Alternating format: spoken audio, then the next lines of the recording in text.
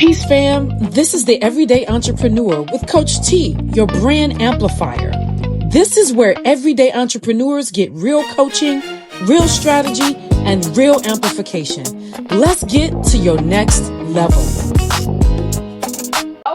Welcome to the Everyday Entrepreneur. I am your girl, Coach T, and I'm so happy and excited to welcome our next guest today. I want her to introduce herself to you, but I got to say, before I let her do her thing, I've just got to say, this is one of my favorite people in Richmond, and I don't say that lightly. This woman is cultured, she's wise, she's absolutely gorgeous. She has such a beautiful spirit to her. She's an entrepreneur that is doing her thing, and she's got a story like us all, right? And so I just want to say, look at her, she's just a blushing. Oh my God, I'm blushing, y'all. I started out getting her blushing. But I just want to say, Queen Aya, thank you so much for being here, first of all, and welcome to the Everyday Entrepreneur. Thank you. Thank you so much, Coach T, for having me. Yes, you're so welcome. Such a beautiful spirit, and I'm so excited that you've decided to allow us to record from your beautiful studio. Shout out Chromophore Art Space. Do y'all see it in here? Absolutely gorgeous, Queen. And so I wanted to come in here, get right to it, and ask you, Queen, who are you and how do you serve? So my name is Aya Davis Kareem. I am an artist, primarily, but also now a gallerist. I operate Chromophore Art Space, which is kind of a multidisciplinary gallery, retail, and event space for building community. You know, we primarily serve artists who are underrepresented in the art scene here in Richmond. I think we've talked about the fact that there are over 50 galleries in Richmond. And as of today, there are only 3 that are Black-led. Wow. 3. And owned. So last year it was 2. The year before it was only 1. Wow. So, you know, happy to be part of that growth. But that is not representative of the population in Richmond, the Black population in Richmond, or of the talent that we see from our communities. I love that, man. Did y'all see, first of all, I just got to say this, right? I love working with people that's got passion about what they talking about, right? Y'all see this sister neck rolling? Do you see her hands moving? She means what she means about this. And I love that. I love the energy and the passion. And I've got to make sure I say it because she did not. And so one of the things that she mentioned when she first started talking was how, there's 3 Black-owned galleries in Richmond, Virginia. I don't think she mentioned that she was the first Black woman-owned, right, gallery in Richmond. You know, I've heard that I'm the first. Okay. There may have been one. There may have been one more, but you're the top 3. You're the top 3. I'm currently the only one. She's the only one right now. She's the only one right now. Yes. So even if she wasn't the first, she's the only one right now. And she's got this voice and this tone of advocacy that I just love to extrapolate, right? And so the passion that comes along with knowing exactly why you're talking, right? Why you're standing. I'm standing up for those that are underrepresented. And so that got me excited because of your passion. I appreciate that. So I would love to know, like, in doing this, so you've been, how many years you said? We've just passed our first year. What? Yes. February 7th made our first year being open. Wow. So this is a year in, just a little bit over a year in. Well, I've got to ask you, because I'm looking at all this beautiful art around the room, right? I'm looking at you, and since you always dressed to the nines, you always doing a daggone thing, right? And I've got to ask. She's like, I tried. Thank you. A little something. And I've got to ask, like, how long has art and colors and culture been a part of you? As long as I can remember. Boom, she was ready. She's like, I can't wait to get that answer out.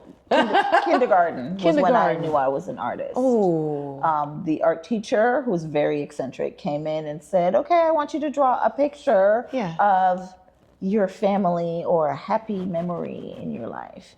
And at that age, kids are drawing stick figures. Yes. And I was like, oh, this is what I've been waiting for. Yes. And I got I remember just being in the flow. And that's what they call flow now. Yes. I didn't know what that was at the time, but Yes. I was so into what I was doing. And, I could tell that like my classmates were done and they were up and playing around, and stuff like that. And then I looked up and everybody had little stick figures, right? Yeah. And mine was like full, like it was a scene, like my birthday party, the table, the cake. Wow. The figures were articulated. It was fully colored. So that's when I knew that I'm like, oh, I'm different. yeah. And that art teacher really encouraged me. She would put my work in galleries and different exhibits around the city. So I remember going with my dad to see my art on walls as a child. Yes. Yeah. Wow. So since the very beginning, it's always been a part of you. I haven't always practiced art, but I've always been an artist. And so let's talk about that. How would you say practicing art has molded you into the woman that you are today? What characteristics would you attribute your relationship with art with giving you? Well, the creativity has always been there. And, sometimes that creativity was channeled into different fields. Sometimes it was art. Sometimes it was fashion. Sometimes it was, interior design or architecture, which is what I studied. And sometimes it was in the way I raised my children and exposing them to art and culture. Yes. And allowing them the freedom to find out what it is they're passionate about and express themselves. Yes. So I think art has always played a role. Sure. I did not practice for many years while I was raising my children. Okay. And after life kind of transitioned, I started painting again, just therapeutically. And then it became more of a hobby, and I started sharing what I was creating with friends. And then they were like, well, can I buy this? Are you selling this? I'm like, hey, sure. Yeah. And that was in 2017. Wow. By 2019, I was showing, publicly and starting to take it more seriously. Wow. And that hadn't been too long ago. And and look at where we are now. Yeah. Wow. Yeah. Wow. That's absolutely awesome. So I heard something, and I'm gonna be a little nosy because I don't know, but I think that there's something there. Right? Oh, she knows it. She knows it. She's like, here we go. And I'm okay with it. You're open. Okay, cool. Yeah. Cool. Because, all right. So I heard you say that you use it as a form of healing and therapy, right? And then I heard you say something regarding something that happened, but we kind of skipped it. And we don't necessarily have to talk about anything that happened that you don't want to. But what I will ask is, what it made me think, okay? And so whatever the situation was that you found art as a way of healing through, my question to you is, have you found that in having challenges, right? In having challenges, that having an outlet of any type, in your opinion, is that something that is necessary? It's absolutely necessary. It's absolutely necessary. I went through 2 marriages where I experienced various forms of abuse. Okay.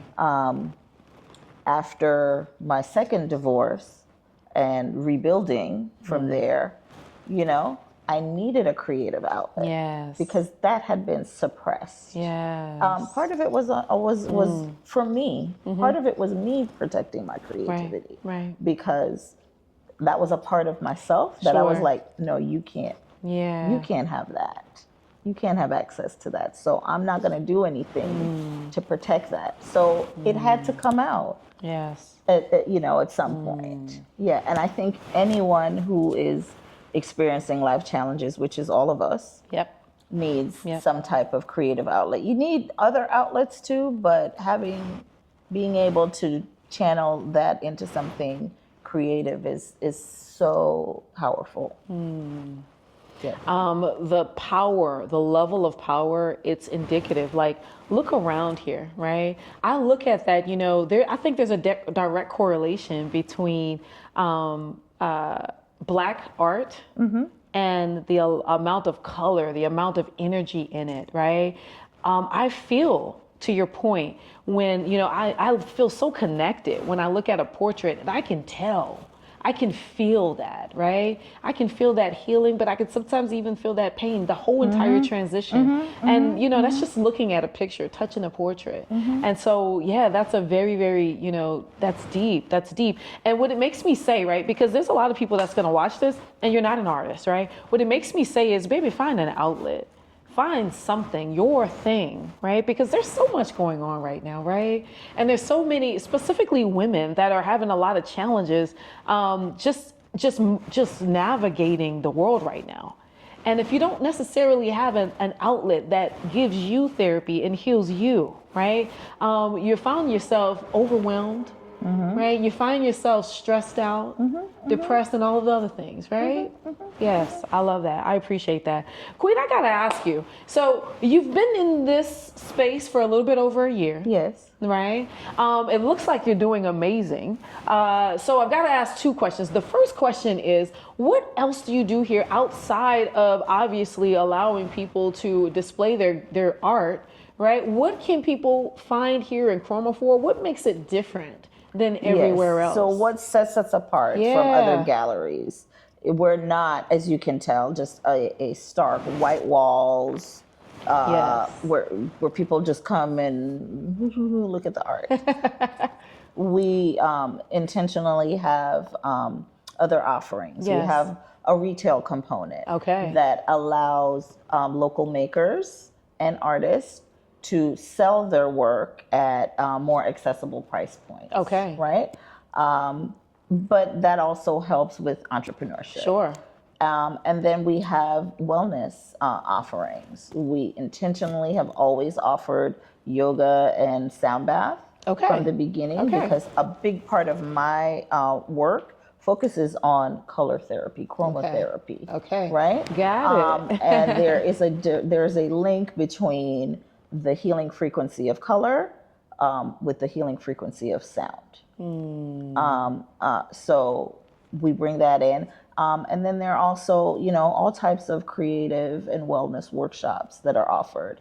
The space is also available as an event space for private events. Wait, you be renting it out? Oh, absolutely. Oh, y'all heard listen, this place is a whole vibe, y'all. So if you get the opportunity to rent this out, you gotta do it because, man, the smell, I could imagine the aromatherapy, the chromotherapy, all of the colors. Yes, I love that. Okay. Yes. So this place is, to your point, multidisciplinary. Yes. So many different facets of things that you can do. Anything else? That's all I can think of right now. Listen, I think that's plenty. That's plenty. I think that's plenty. Intimate performances, whether wow. that's like spoken music word or spoken word. Yes. Wow. Yes. Yeah, I could definitely see that. And so if you guys need a very beautiful place to, present, to have your event and host your event, this might be the place for you, especially when you get rotating walls of art. So just really quickly before we ask you one of the last questions here, I've got to ask because I've always been curious. So when I first came here the first time, I saw my boy Ron Stokes, right? Shout out cousin. Hey, Ron. And he had his black and blue exhibit going on. How long does exhibits hang out at one time? Right now we're looking at like a 6 to 8 week rotation. Okay. Yeah. Okay. So about 2 months. We have 2 rooms where art can be displayed. Cool. So those are not rotating at the same rate. Got it. So there's always something fresh. Yes. That's very cool. Yes. I love that. So every 2 months or so, every 6 to 8 weeks, you can find some fresh stuff on the walls. Actually, every month, every time you come for First Friday, it's going to be something different. New. Yeah, that's true. That's true. Well, you guys are absolutely killing it. So I've got one more question for you before we get out of here, but it may be the one that we sit in the most, which is what you need, sis. What challenges are you having in your business right now? It looks like you got everything going on, but I don't want to go over appearance, right? We want to make sure we dive deep, because that's what this podcast is all about. It's a good thing to make sure that people know you and know what you got going on, but it's even better to both see how I can help you and see how I can help them. So that's my question. Thank you for that, because this is so real. Yes. Right? I think we go on appearances a lot, and people think, oh, she must be, killing it. Yes. The biggest challenge that we have is revenue related. Whether that's revenue from sales of art and sales of merchandise, or it's grant funding, and then just consistent engagement from community members. I see it all the time where people say, oh, I love that space, da, da, da, da. They show up once or twice, and then a year later when the space closes or the business closes, they're like, what happened? I got you. Business owners have a responsibility, and the consumers we serve also have a responsibility. So that's been the biggest challenge. I need consistent engagement, and like I said before, for people to support with their conscious dollars. I love that. I love that. Thank you for your vulnerability. I appreciate that. So let me ask you a question. So what are you doing right now to get consistent revenue?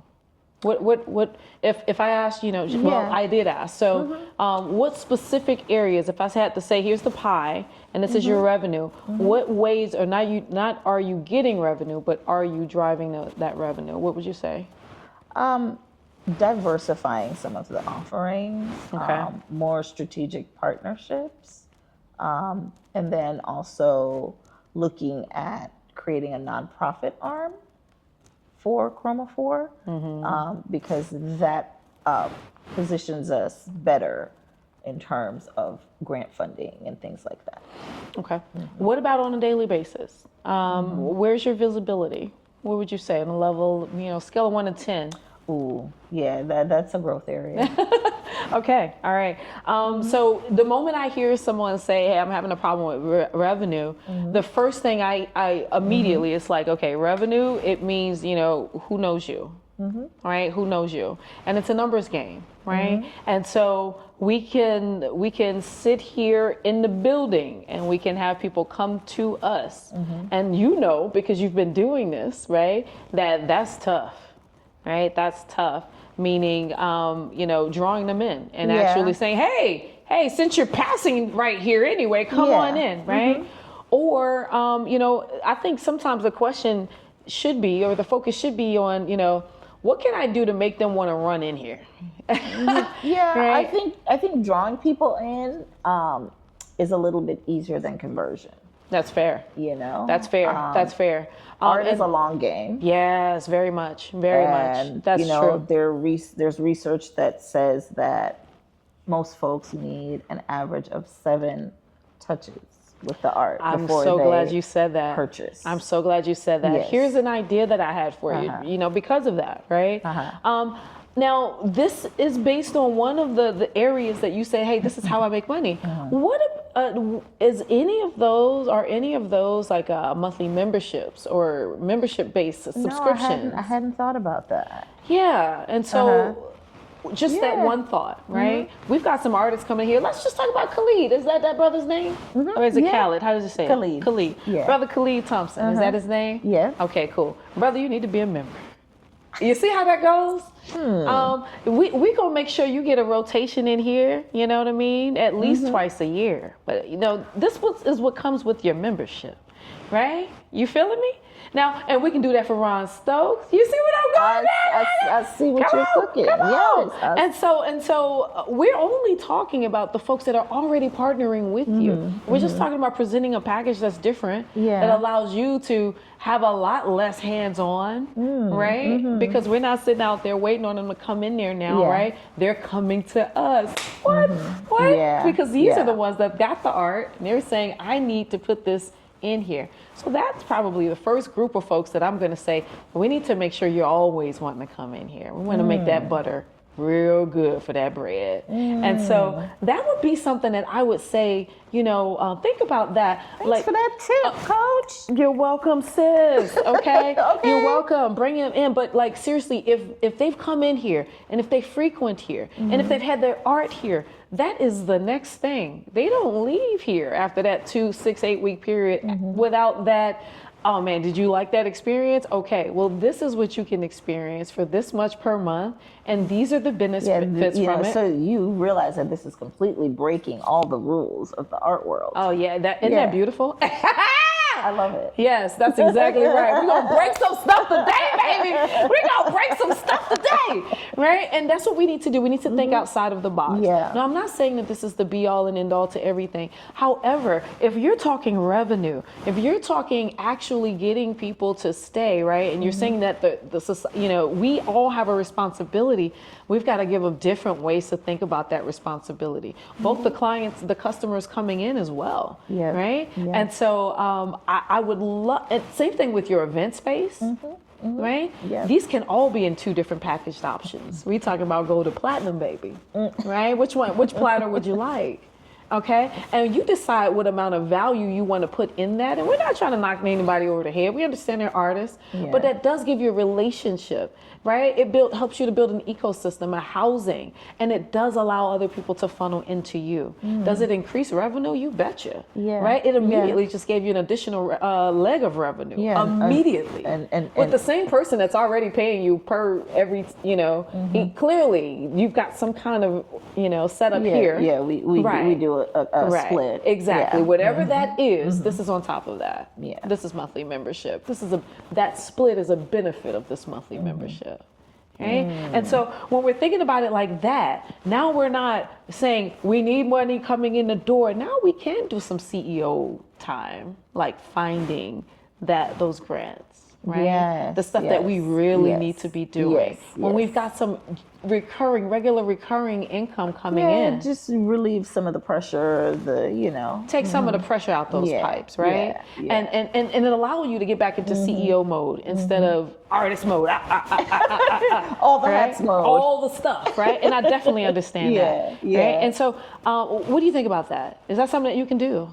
Yeah, I'm going to consider it. I'm going to consider it. And I think there's some other areas that model could also work that's in. That part. Yeah. It's a USB. Yeah. It's a USB, right? And I want you thinking about that, even if it's free to start out. Let's get them in there, right? You've got an email list. Let's start talking to the folks, right? Let's start telling them about the great news, right? This is now an ecosystem. This is a family. You want to be part of this, right? These are the benefits that come. Once a month, we do this. Invite them to these events that you're having. Create the thing. But that regular income will flow. Does that make sense? It makes a lot of sense. Girl, let's get them in here. Yeah. And listen, we still got a part to play, y'all. We still got a part to play. But it does not mean, right? It does not mean that part to play is not being played every time they walk in the door. We can create something, right? And so even for our people that are just walking, right? So we just talked about artists, but what if we did the same thing for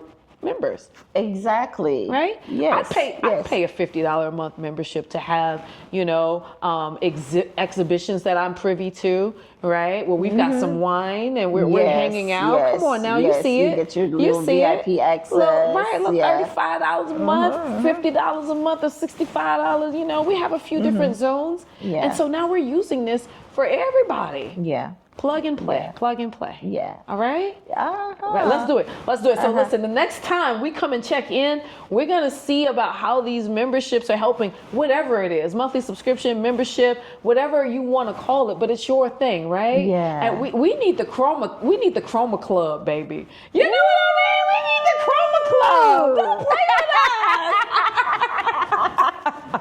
Listen, next time we're going to be checking in because listen, y'all need to know that we're going to make sure that this Black woman owned art gallery not only survives but thrives, baby, passes and surpasses all of the dreams. And that's how we do it. We get the community to come in here, and that's how we get you to invest. Okay. So that's it for today, y'all. I want to make sure that if there is anything else that Queen that you have to say, to ask, to let the people know about, that I give you the opportunity to do so. So talk to me.